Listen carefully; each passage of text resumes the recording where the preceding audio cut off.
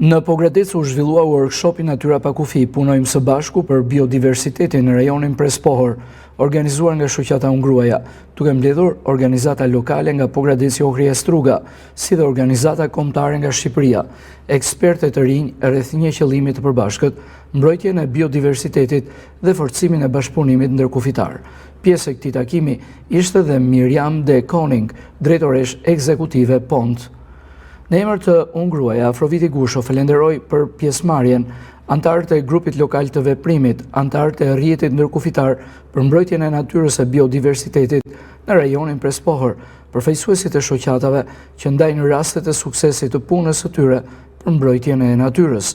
Gjithashtu, ajo falenderoi për mbështetjen përfaqësuesit e PONT, të cilët 5 vite më parë, pasi u njohën me aktivitetin e Ungruaja, besuan se gratë që jo vetëm marrin pjesë në ndryshim, por ato e nxisin atë. Gjatë aktivitetit, organizatat pjesëmarrëse prezantuan praktikat konkrete dhe nisma të suksesshme. Shoqata PPNA solli në vëmendje harmonizimin e përpjekjeve për monitorimin e biodiversitetit përtej kufive përmes një modeli pjesëmarrës, ndërsa Korça Alpin prezantoi nismën sot një fidan, nesër një pyll. Eko Albania prezantoi shpëtoni kartolinën blu të Europës. Këto prezantime sollën shembuj frymëzues nga terreni, duke evidentuar njëkohësisht sfidat kryesore në ruajtjen e natyrës. Qëllimi kryesor është që të bëj bashkë njerëz që punojnë për ruajtjen e natyrës dhe për promovimin e vlerave natyrore, për përdorimin e qëndrueshëm të tyre në kontekstin ndërkufitar, pra në të dyja anët, po themi, të liçenit të Ohrit, në pjesën e Maqedonisë së Veriut dhe në pjesën e Shqipërisë.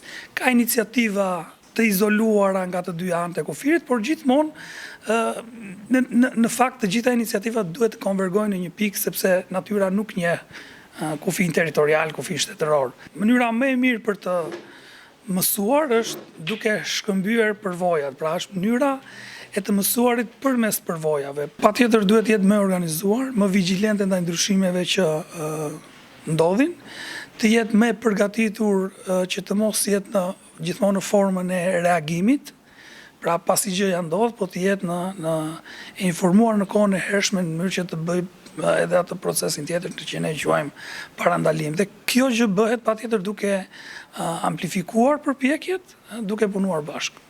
Diskutime tematike u përqendruan në sfidat që has shoqëria civile në mbrojtjen e biodiversitetit, duke theksuar nevojën për qasje më inovative dhe për një rol më të koordinuar mes aktorëve. Në vijim, puna në grup nxori ide dhe propozime konkrete për iniciativa të përbashkëta advokimi, me fokus ndërtimin e një zëri të përbashkët përtej kufive dhe identifikimin e mënyrave efektive të bashkëpunimit në nivel lokal, kombëtar e ndërkufitar. Në përfundim të workshopit u theksuar rëndësia e forcimit të bashkëpunimit dhe koordinimit mes aktorëve për mbrojtjen e biodiversitetit në rajonin Prespohor, duke konsideruar këtë takim si hap të rëndësishëm drejt ndërtimit të partneriteteve të qëndrueshme e zhvillimit të iniciativave të përbashkëta në të ardhmen.